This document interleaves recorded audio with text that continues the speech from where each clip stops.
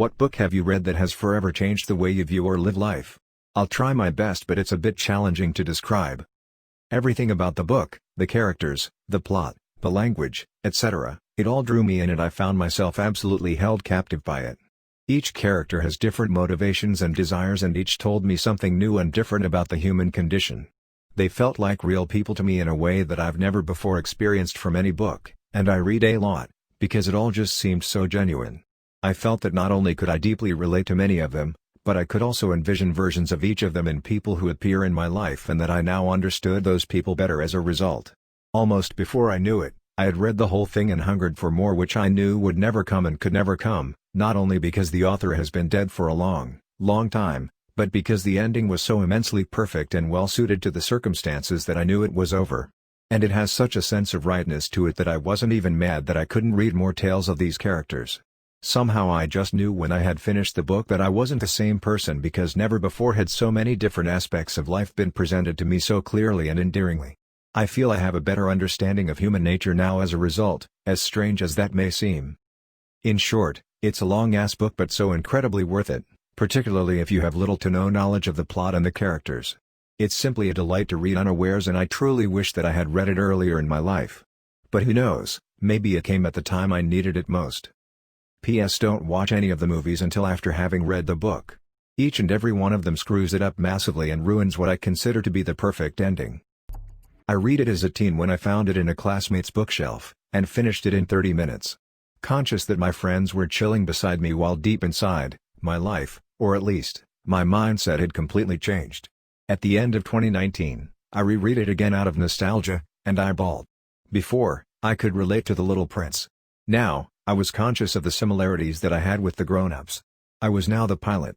And then a few months ago, I heard a voiceover storytelling in Korean.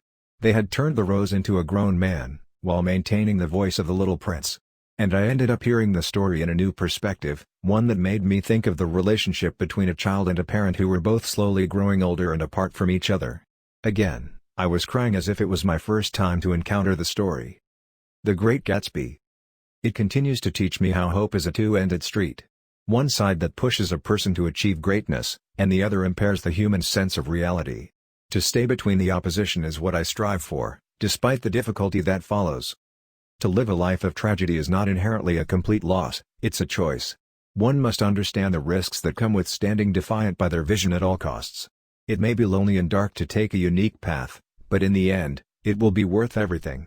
The decider comes down to whether one achieves it or falls short. That's the gamble, and I hope I'm on the better half of it. The Stormlight Archive. The characters suffer from many issues, physically, mentally, and emotionally, but they push through because their entire world is at stake. Everything they know, love, and cherish could just vanish in an instant if they don't fight for the right to live. The quotes from the characters are also extremely good, but there is just one sequence that just breaks me entirely. "You still think I'm too optimistic, don't you?" Shallan said. "It's not your fault," Kaladin said. "I'd rather be like you. I'd rather not have lived the life I have. I would that the world was only full of people like you, Shallan Devar. People who don't understand pain." "Oh, all people understand pain," Kaladin said. "That's not what I'm talking about. It's the sorrow," Shallan said softly, "of watching a life crumble, of struggling to grasp it and hold on, but feeling hope become stringy sinew and blood beneath your fingers as everything collapses." "Yes. The sensation, it's not sorrow, but something deeper, of being broken. Of being crushed so often, and so hatefully, that emotion becomes something you can only wish for. If only you could cry, because then you'd feel something. Instead, you feel nothing. Just haze and smoke inside. Like you're already dead." He stopped in the chasm. She turned and looked at him. "The crushing guilt," she said, "of being powerless. Of wishing they'd hurt you instead of those around you, screaming and scrambling and hating as those you love are ruined, popped like a boil. And you have to watch their joy seeping away while you can't do anything. They break the ones you love, and not you. And you plead. Can't you just beat me instead?" "Yes," he whispered. Shallan nodded, holding his eyes. "Yes. It would be nice if nobody in the world knew of those things," Kaladin Storm blessed. "I agree. With everything I have." He saw it in her eyes. The anguish, the frustration. The terrible nothing that clawed inside and sought to smother her. She knew. It was there, inside. She had been broken. Then she smiled. Oh, storms. She smiled anyway. It was the single most beautiful thing he'd seen in his entire life. I'm not religious, but is there a reading guide on the Bible? Whenever I pick it up, I end up having to trudge through a lot of lists of names and ancestries. It's tough to find out where to start. It depends on what you're looking for. Want the origins of Abrahamic religion? Look at Genesis and most of Exodus. Want combat and warfare? Go to Joshua and Judges. Want something to read when you are sad or depressed? Lamentations, no doubt. Want to see a dude whose life sucked, but somehow he maintained integrity? Got to Job. Want to read about Jesus, but not too much? Read Mark. Want to read an absolute shit show and not understand any of it? Revelation, my dude.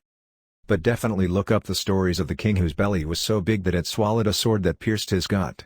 Read about Elisha calling down bears to maul children. Read about miracles and confusing shit, and enjoy. I'm not religious anymore, but I frickin' love the stories in those ancient books and letters. The Hiding Place by Corrie ten Boom. It's a Christian book and so it could be preachy, but it's not.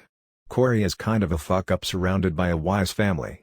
She manages to become the first woman certified as a watchmaker in the Netherlands, help the Dutch resistance, save Jewish lives from the Nazis and ultimately survive Auschwitz and run a camp to help those with PTSD. Her life is honestly a study in sacrifices for larger purposes, and these days I find myself thinking of her a lot. There are so many different pieces of wisdom in her book. One of my favorite stories from it is this one. And so seated next to my father in the train compartment, I suddenly asked, "Father, what is sexton?" He turned to look at me, as he always did when answering a question, but to my surprise he said nothing. At last he stood up, lifted his traveling case off the floor and set it on the floor. "Will you carry it off the train, Corrie?" he said. I stood up and tugged at it. It was crammed with the watches and spare parts he had purchased that morning. "It's too heavy," I said. "Yes," he said, "and it would be a pretty poor father who would ask his little girl to carry such a load. It's the same way, Corrie, with knowledge. Some knowledge is too heavy for children. When you are older and stronger, you can bear it. For now you must trust me to carry it for you." And whenever I work with kids or listen to a friend struggling with parenting, I tell them that story. It reminds me that it's okay to set limits for kids and gives me solid words to explain why those limits exist without dismissing the desire to know. Edit: all of these books are from Louis Sachar. Sideways Stories from Wayside School. Wayside School is falling down. More Sideways Stories from Wayside. These were books I remember my third grade, about 9 years old, teacher reading to the class. Flash forward about 10 years and I'm in college to become a teacher. I rediscovered the books and realized that while they were hilarious stories, they held important messages for teachers/adults. In one of the books, the nicest teacher in the school gets overly angry about a nonsense type of thing. She ends up being put in check by her students and genuinely apologizes to them all. If you mess up as a teacher, don't be afraid to apologize, doesn't make you less of a person. There's a warning to not be the teacher that only gives busy work and just passes out stickers to make kids happy. The kids in her class become what I would call mindless drones. Another teacher tries to quit, because she feels like she does a solid job but is never appreciated. She ends up not quitting and is convinced by some secret agents that she should stay because the world needs good teachers like her, even if she's feeling unappreciated. There's also a lesson about not focusing on the negative behaviors of a student. There's a boy that always gets in trouble. 3 people may be talking but he is the only one that gets caught.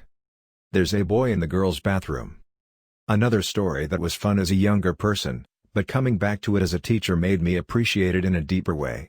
It was another story that gave me something to work toward. Stamped from the Beginning by Ibram X. Kendi. A rep gave me this book. I used to work at a bookstore, and it changed everything. I remember reading, I think on the flap, Dr. Kendi saying that researching and writing the book helped him become less racist and being skeptical because, seriously? I'm supposed to believe someone with a PhD in African American Studies was racist before he wrote this particular book? Vilp. It turns out I was holding on to a lot of really racist ideas I didn't even know I had. I'm so glad I read this book because it helped me to recognize how racist policies grow and support racist ideas and really pushed me to work toward anti-racism. I like that Dr. Kendi is forgiving and allows people to grow. Just because you were racist or supported racist policies doesn't mean you have to stay that way or forever be labeled that way. The book shows an evolution of racist thought so we can clearly see how it affects us today. Just get it. Get the book and read it. Please. It's a much denser version of how to be an anti-racist and it's so worth reading. I guess I would say if there's only one book you should read more, or maybe deeper. I could list so many books that changed how I see people and their behaviors. Every character is a new twist on empathy. Each philosophy is a change. The biggest ones. I met my wife because of Name of the Wind. Or at least got her attention. AK and Fallen Angels really showed me a lot about violence and its flaws. The Pit Dragon trilogy was huge for me as a kid. As was The Hobbit. Clan of the Cave Bear taught me a lot and its sequels taught me some things that have been very helpful. Every man should learn about sex from quality erotica before porn teaches its stupid lessons. They're like an instruction manual for what women aren't getting.